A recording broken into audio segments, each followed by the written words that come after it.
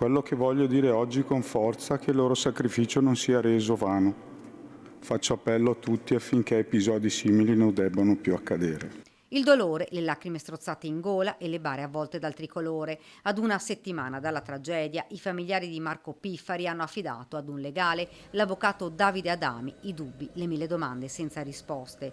Chiedono chiarezza sul blitz che gli ha strappato per sempre il loro caro. Il legale preferisce non parlare a microfono, ma ci spiega che nei prossimi giorni contatterà anche le famiglie delle altre vittime. Bisogna capire come è stata organizzata la perquisizione e l'irruzione nella casa dei Ramponi e che cosa avevano in mano i militari per preparare il piano d'accesso al casale, ma soprattutto se è stato fatto tutto il possibile per garantire l'incolumità dei carabinieri. Non vogliamo puntare il dito verso nessuno, ha concluso l'avvocato, ma capire che cos'è andato storto. Una tragedia che poteva essere evitata? Quelle Molotov, viste qualche giorno prima sul tetto della casa, le continue minacce di Maria Luisa Ramponi rivolte a chiunque volesse entrare o portargli via l'abitazione, l'instabilità emotiva, l'isolamento totale dei fratelli dalla comunità, aspetti che rimarcavano la complessità della situazione.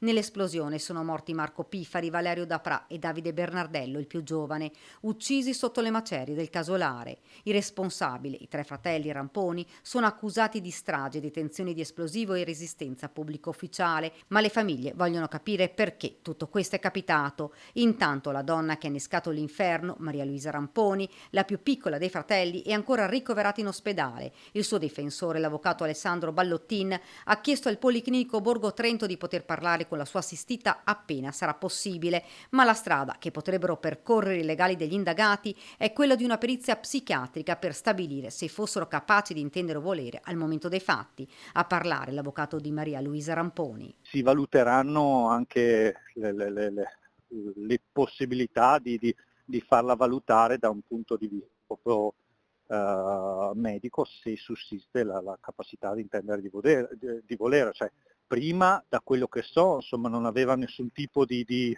problematica che emergesse, insomma, al di là di tutto.